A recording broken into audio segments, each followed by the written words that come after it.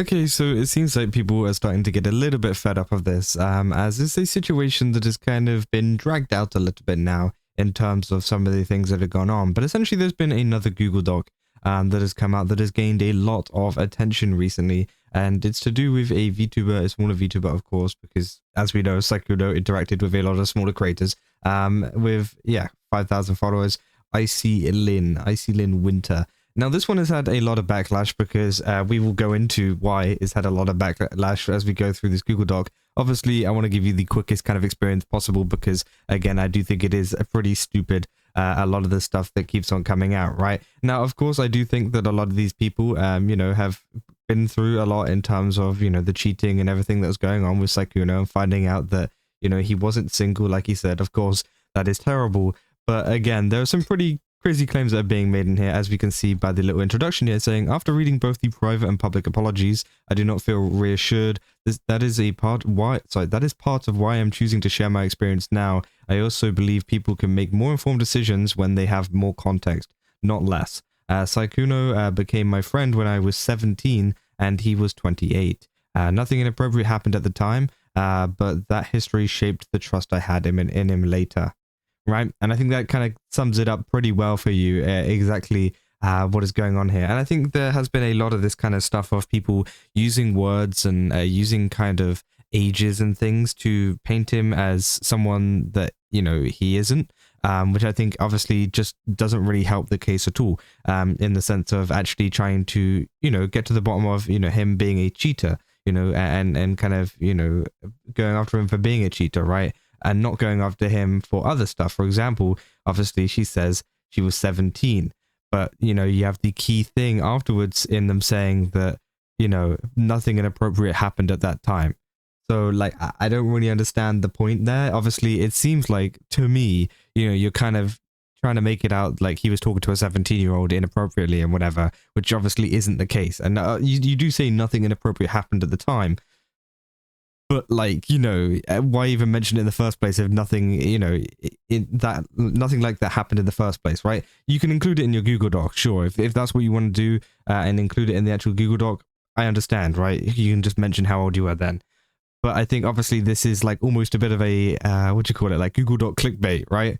You know how you got that, like the thumbnail and title for a YouTube video? It's one of those things, right? You put, whenever I was 17, but nothing inappropriate happened, by the way. But when I was 17 and people go, oh God, let's click on it. He could be talking to children, right? Which obviously isn't the case. So yeah, obviously this is the Google Doc. We'll go over a little bit of it. Obviously say this document is a personal account of my experience, and a lot of our communication occurred over calls, so there is limited written evidence. I've tried to include as much as I can. Already not going off to a great start, saying there's not much written evidence. Again, if there isn't much written evidence, then it's not really the best way to kind of trust things, right? They say, before people read this and dismiss it as more of the same drama, part of why I'm making my experience public now is because of both his private and public apologies have left me feeling unsettled. To me, they have often felt more like explanations or excuses than meaningful accountability. That has been part of what pushed me to speak, because I do not personally feel reassured that there has been genuine reflection, and I would rather others in the space have more information than less. This isn't this isn't meant to promote harassment, hate, or negativity towards anyone involved. It is, right? Let's be real. Like, yeah, I hate whenever people say this in Google Docs. Whenever you make a Google Doc on someone, especially, as charged as this one, you are definitely sending negativity towards people like Sykkuno, right? Sure, maybe you're not sending negativity towards anybody else involved, but I definitely do think this is something, that is negative towards Sykkuno, right? Like, I'm showing it to provide context from my experience, to highlight patterns that stood out to me. After reading all the public statements from the other girls, I found myself reflecting on these events and how I feel. I understand his girlfriend did not want the initial story to be made public. I reached out to her beforehand as a courtesy. With so much in the open, I feel like I have a right to share my story, as I've been left feeling used and misled. I will be talking about some very personal things which are quite frankly embarrassing to share, but I feel they are pertinent to why understanding why I feel so deeply affected by this. And obviously they have a TLDR here saying, essentially, she became friends with him when she was a minor, 17, and we remained friendly for several years. More recently, he made advances towards me and told me he was not involved with anyone else. I later found out that was not true. Had I known, I wouldn't have become involved beyond a friendship due to past trauma. I'm showing this because from what I experienced and what I've heard, this did not feel like an isolated situation. And yeah, we've heard this happen multiple times with Sykkuno, and it definitely is something that does suck, right? It's something that, Sykkuno has been called out for, and I do think a lot of people are not happy with him at all, for that. Now, of course, whenever it comes to the becoming friends with him, whenever you're a minor type thing, I don't think that really suggests much, right? I don't think it suggests that he was necessarily, I don't know. I don't think it's like one of these things where, because he hasn't like made any kind of sexual, advances or anything towards you at that age, which of course, it just kind of means nothing, right? Sure, maybe he did talk to you whenever you're a minor, but, as you say there, you remain friendly for several years, and obviously, you're older, and I think like sometimes it can be a little bit, interesting, because some people might claim like, oh, it's grooming or whatever, because obviously that does happen. Sometimes older people become friends with younger people, and then, although they might not necessarily do anything at that time, they might wait and, obviously become very friendly with them beforehand, so that they can wait until, they're old enough, which of course can be a problem. But again, I don't think that's even the case, right? I don't think that's really what happened. It just seems that they were friendly. That's it, right? Saying, we met through a mutual friend who connected us. He reached out to me first. This was before I became a VTuber, so I had censored my old account name. I want to be very clear that he did not do anything explicit with me while I was a minor. Our conversations were casual. We talked about games like Arknights and Animal Crossing, played Ark together, and chatted. I'm just including some screenshots for context. I'm including this because it's relevant to the overall dynamic. There's about an 11-year age difference between us. So when I was 17, he was around 28. And obviously, yeah, it was just them talking, right? And, it's just one of these things where there is nothing bad there, right? And of course, it is one of those things that just, there's nothing bad there, right? And of course, they include a lot of personal information about themselves. And, I think it is kind of just one of these things that you have to kind of TLDR here, because what it seems like to me is that they are trying to heavily push the whole minor thing, despite nothing actually going on between them. He was just talking to them, and it doesn't seem, as they literally admit there was nothing, explicit. There was nothing bad in that sense, right? Maybe it's a little bit odd. Maybe it's a little bit weird. Sure. Yeah, I could definitely understand that. Obviously, someone 28 years old talking to a 17-year-old on the internet, sure. But also, there's like the added context of like, did he know? Did he, was she anything else to him in other stuff? They said, I knew him for over 5 years and would communicate sporadically throughout the entire time. I never heard anything bad about him, which again, again, they go into a lot of personal information, which again, I just feel like I don't want to go through in a video. It's quite, heavy. But yeah, I mean, a lot of people are not happy with this post. It's gotten a lot of backlash after, of course, all of this has come out. It said TLDR for anyone who doesn't want to read a 47-page document that provides too much detail pertaining to her sexual life. She got played by Sykkuno too. That's it. That's basically the entirety of her claims. She tries to make it seem like he's a predator because they became friends when she was 17, even though nothing happened until she was 18 plus. She tries to dodge accountability and any agency, honestly, by claiming she has ADHD or OCD and an eating disorder and blah, blah, blah. So therefore, she's unable to properly engage with human beings, which means Sykkuno took advantage of her. Oh, and he sent her money, so therefore she must have been coerced into all of her decisions.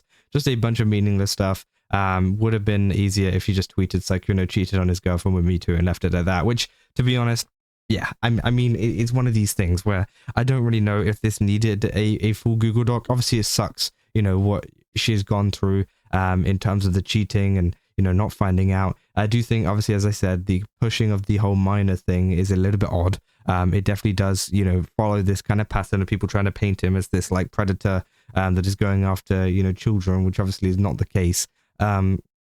So again, I do think that is one of the very odd things. But apart from that, it just seems like she's had the experience that a lot of people have had experiences with Sykkuno. And as they say there, I don't think it needed a 47-page Google Doc on it, right?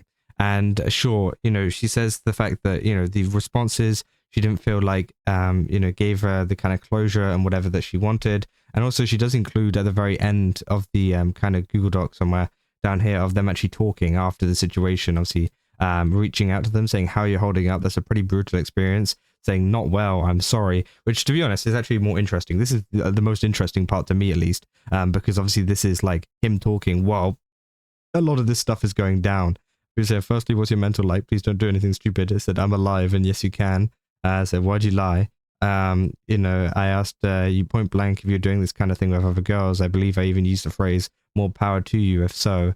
That at the time I talked to you, I wasn't. And when I was talking to someone else, that's when we stopped talking as much. I'm sure you could tell. I'm sorry. I know this isn't nice to hear, but you deserve the truth at least. I'm sorry for hurting you. Which is a little bit odd, I'm going to be honest, from Sykkuno there. Obviously saying, at the time I talked to you, I wasn't. Which I guess maybe, is he talking about like originally whenever, you know, whenever they first talked? I don't know. Maybe. But again, interesting. Said, I'm sorry for hurting you. He said, well, that's, let's not lie. You invited me to Paris while inviting 2 other girls that I know of. Said you rejected me there, but I did stop talking to you as much. No, I didn't. You said you couldn't extend the trip. And what even if I had that proves I'm not the only one you were talking to, if you have multiple other people ready to be deployed. I've known you for 6 years. Can you not at least be more truthful? Said, I'm telling you it. But for the original question, I don't fully know why. A combination of wanting to say things to make you happy, being afraid and insecure to make you upset. It's not a simple answer. I'm sorry it's hard to put together, right? Especially right now. I haven't been having a good time. But I said I wouldn't care if you were there. But if you were, just that it would affect me with how I proceeded with the situation. How would you telling me anything make me upset when I outright said I didn't care? That was your business. That I know you were good. And obviously, and then I think he follows up. Oh no, it's just at the turn of midnight. I'm sorry I couldn't be there. You didn't deserve. Which again, obviously, goes on and on. But it seems like, you know, of course, you know, he's still talking to some of these people, of course. But obviously more so in the jigs up kind of thing, right? He's like, oh, I'm sorry. Yeah, I have been talking to all of these girls. Oh crap. Right. It said in response to me offhandedly saying you had a pretty good run, he says, and it sounds like you think I'd never plan on coming back. Which of course is pretty interesting. I said that stood out for me because in the middle of everything, he seemed already to be thinking about returning. That felt jarring. In my opinion, someone who is genuinely focused on reflection and accountability would not be thinking or speaking about a comeback at that moment.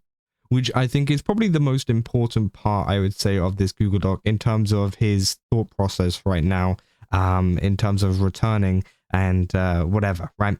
So, you know, that part's interesting. I'll give you that one. But obviously the stuff at the start with, you know, all of the cheating and whatever stuff going on, you know, it's just another case of another person that has been affected by him, which obviously, as I said, sucks. But yeah, you can see why it's been getting a lot of backlash because of the whole minor thing that they've been talking quite a bit about, right? But yeah, I mean, it is pretty interesting, right? Of course, we'll have to wait and see, you know, whether he does make a return or not. But people saying, Sykkuno, you the goat. I point blank asked him if he had a harem or was doing this with other girls and said I wouldn't mind if that's the case. I just wanted to know. So bro was chill with it as well. Oh my god. So I just wanted to know so I knew what I was getting into. Was it a case of I'm just easy release? I thought I was special. What was he gonna juggle us on different days? That's crazy. I said, bruh, this guy lol. I said, and hey, you had a pretty good run, all things considered. Oh, this is the same one. You probably should have vetted / picked a little better. I said, that's life. And it sounds like you think I'd never plan on coming back. I mean, you had the balls of steel to come back right now. It said, not right now, of course. So, yeah, he's planning his comeback, right? It seems like, you know, obviously some people have been calling out other things. For example, saying you can't censor the dates here. We need proof that you're 17 when making the inappropriate comments, you know, unless you have something else. Then here, I invite him to my 18th birthday celebration. I censored the months because I don't want my exact birthday to be known publicly. I mean, I'm going to be honest, you know, I don't think that really means too much. I don't think sharing your birthday means too much. People have the same birthdays, but I don't know. Obviously, so yeah, obviously, he obviously knew about her age then as well. But again, as they say, there wasn't anything explicit going on. saying, damn, can any big VTuber hit me up, teach me how to become a VTuber so I can drop my Google Doc about Sykkuno too. Said, while I'm deeply sorry you had to deal with someone cheating, and I do not approve of what Sykkuno did, the main actions happened when you were 22/23.